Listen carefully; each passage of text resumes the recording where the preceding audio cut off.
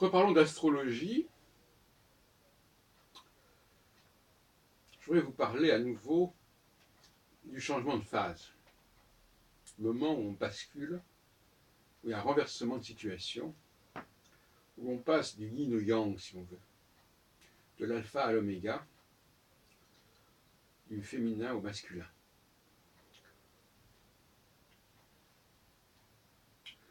Il y a ainsi des moments charnières qui ne correspondent pas à des configurations astrales planétaires. Il n'y a pas de planète qui se trouve à cet endroit-là, à ces moments-là. Mais c'est ce qu'on peut appeler des mi-points au sens de l'école de Hambourg, des points médians, des points frontières. Parce que quand vous avez deux territoires, avec deux capitales, il y a un endroit où passe la frontière, qui n'est pas le moment de la capitale, de l'un ou de l'autre, mais qui est un moment intermédiaire, plus ou moins loin de la capitale, bien sûr. Le franchissement d'une frontière est saisissant. On change de monnaie, on change de langue, on change de beaucoup de choses. Et par conséquent, ça laisse une impression. Eh bien, au niveau non plus spatial, mais temporel, nous avons également un changement de frontière. Le problème, c'est que les astrologues, jusqu'à présent, n'avaient pas trouvé la loi qui détermine cette frontière entre deux phases. C'est de ça dont je voudrais vous parler, bien entendu sur la base de l'astrologie alpha-oméga, qui tient compte de la planète astronomique Saturne, que moi j'appelle désormais USJ, c'est-à-dire Uranus, Saturne, Jupiter, pardon, oui, c'est ça, qui sont les trois générations, Uranus étant le père de Saturne, et Saturne étant le père de Jupiter, lesquels ont, aussi bien Saturne que Jupiter, ont d'autres frères, qui sont préférés, un petit peu comme dans la Bible. Alors, je pense que beaucoup parmi vous aimeraient savoir ce qui s'est passé dans leur vie à ces moments charnières qui ont lieu tous les 3 ans et demi. Pour cela, il suffit de partir de chaque conjonction de Saturne avec l'une des 4 étoiles fixes royales, dont la position est bien connue, 8 degrés pour l'axe Gémeaux-Sagittaire et 0 degré pour l'axe Vierge-Poisson. Puisqu'on a Aldébaran, Antares dans un cas, et on a Rémus et Fomalhaut de l'autre. Donc ce n'est pas un carré parfait. Donc quand je dis 22 degrés 30, 45 degrés, c'est approximatif, c'est une moyenne. Si vous repérez un de ces points, un de ces mi-points, si on veut,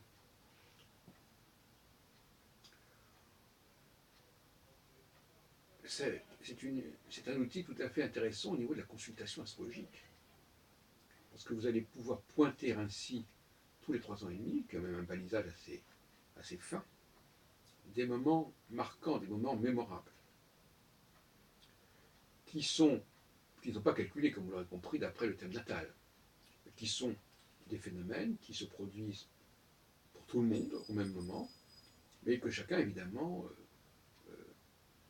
voit impacter dans sa vie diversement. Alors, ce renversement de tendance, cette inversion, connaît un moment délicat lors justement du passage de la frontière. Parce qu'on ne sait pas très bien sur quel pied danser. On sort d'un certain climat, on va passer dans un autre climat, et il peut se passer des choses pénibles du fait d'un manque d'anticipation, ou bien on a raison trop tôt, ou bien on n'a pas compris que les choses avaient changé, où les rapports de force n'étaient plus les mêmes. Et je dirais qu'il faut aborder ces moments-là, qui ont lieu donc tous les 3 ans et demi, avec beaucoup de prudence et de précaution. Parce qu'il y a une certaine vulnérabilité de la relation à tous les niveaux, tant au niveau collectif qu'au niveau privé, public que privé, qui est en jeu. Et là, il y a un point de rupture, il y a ce qu'on appellerait un chaînon faible.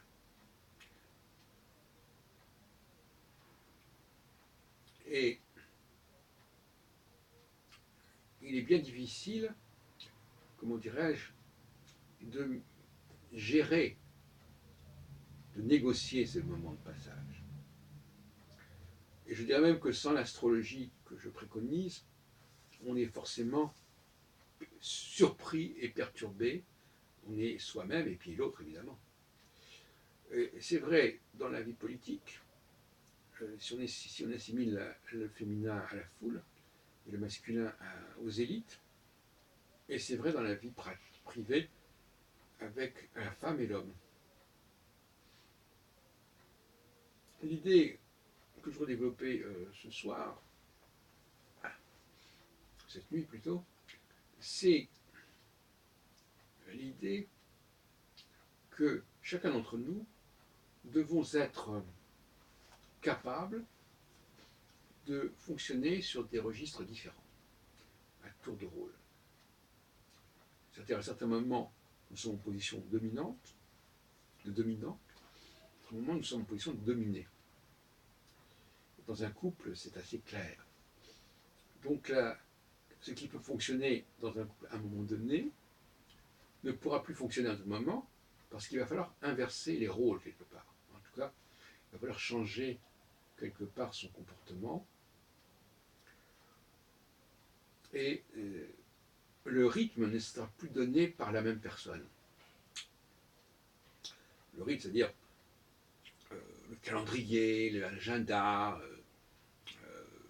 on va s'aligner vers la personne A, en phase A, et vers la personne B, en phase B. Alors comme nous sommes des hommes et des femmes, nous savons que ce n'est pas la même phase qui fonctionne pour les deux sexes, au même moment. C'est ça la seule différence. Donc, il ne faudrait pas me faire dire que nous vivons tous la même période. Ou du moins, nous ne la vivons pas du tout de la même manière. Bon. Donc c'est déjà un facteur de différenciation. Donc si un astrologue refuse de considérer le sexe d'une personne, il se prive d'une information de la plus grande importance pour les prévisions. Alors, je vous recommande de préparer une sorte de grille comme ça, sur une cinquantaine d'années, où vous noterez tous les 3 ans et demi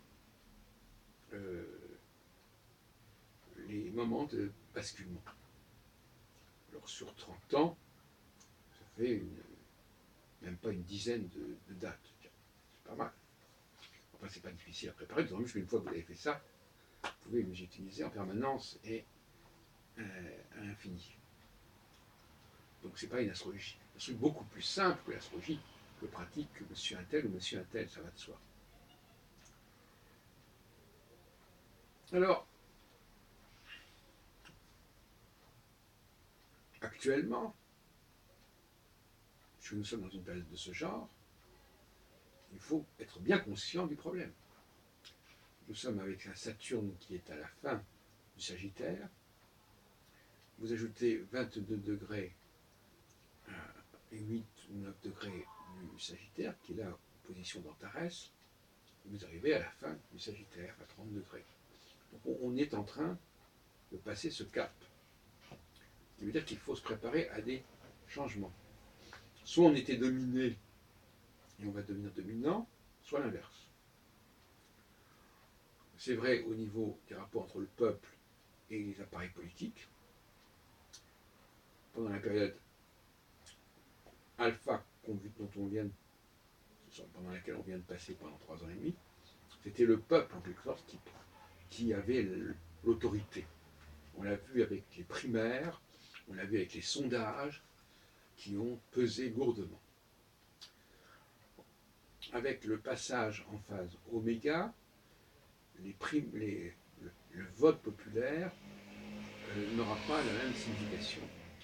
Et en fin de compte, il sera là surtout pour entériner des arrangements qui ont été faits entre les différents appareils. Entre Bayrou et Macron, entre Macron et de Rogy, et d'autres qui vont certainement avoir lieu. Alors, et d'ailleurs, je pense que la probabilité sur laquelle le Parti républicain va s'organiser pour éventuellement proposer un autre candidat que Fillon est assez forte. Jusqu'à présent, la décision des primaires avait prévalu, et comme je viens de le dire, en phase oméga, la décision des primaires, ça ne fait pas tellement, ça ne pèse pas très lourd. Là, ça n'a plus la même signification. Alors, au niveau des rapports hommes-femmes, si des gens, par exemple, si un couple s'est formé en phase conjonctionnelle, eh bien là, il va falloir changer le point de vue. La phase conjonctionnelle s'étant étalée depuis 3 ans et demi, avec comme point médian le passage de Saturne sur Antares, en l'occurrence. Alors là, c'était l'homme qui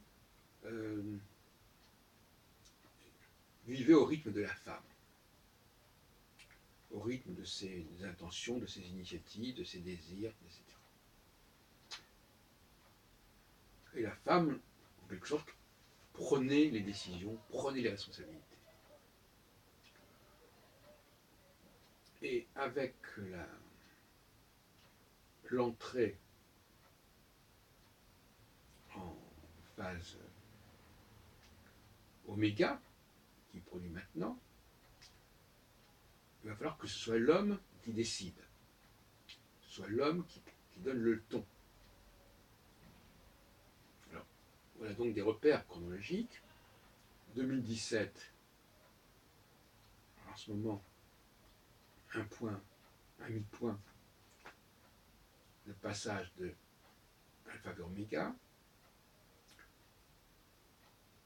Donc disons printemps 2017. Automne 2013, passage de oméga vers alpha. Donc déjà, vous avez déjà un cadre. Avant l'automne 2013, on était en oméga. 2013, le automne 2013 à printemps 2017, on est en phase alpha. Et printemps 2017, jusqu'à automne 2020, on sera en phase oméga. Voilà, c'est déjà pas mal. Ça vous permet de baliser à la fois cette année en arrière et cette année en avant. Puisque si vous savez que la phase oméga s'est terminée en septembre 2013, eh bien vous savez que la phase oméga a commencé 3 ans et demi plus tôt. Donc en 2010, mars, bon, etc. Bon, c'est pas difficile, c'est une question de calcul. Très simple. Alors, je vais prendre un cas d'école très précis, auquel je pense comme ça, pour un peu me faire mieux comprendre, pour illustrer mon propos, comme on dit. Et puis je m'arrêterai là. Imaginez que quelqu'un ait rencontré, un homme rencontre une dame en début 2013, par exemple. Donc on est en fin de phase oméga. Et donc, l'homme a de l'ascendant sur la femme et il lui fait des propositions, il il l'entraîne avec lui, il l'a fait participer à ses activités. C'est un peu le bout en train. Et puis arrive ce moment charnière de passage de oméga à alpha, et là, les repères bougent. On ne sait plus très bien où on en est, en fait. Au niveau politique, ça correspond d'ailleurs à une période où c'est le centre qui, quelque part, l'emporte sur la gauche ou la droite. Donc là, on a une position un petit peu bancale, un petit peu indéterminée, qui n'est pas très bien, qui n'est pas forcément très bien vécue. Et il faudrait que l'on comprenne, que l'on comprit, que on va pénétrer en phase alpha. Ce qui veut dire que la femme va vouloir avoir, elle va vouloir, disons-le, commander. Elle n'a plus envie d'être à la merci de l'homme, de ses désirs, de son agenda, et elle entend que l'homme fasse preuve d'une certaine patience avec elle et qu'il entre dans son jeu et qu'il lui fasse confiance surtout. En réalité, le mot confiance est un mot ici extrêmement important. C'est un mot très fort, la confiance.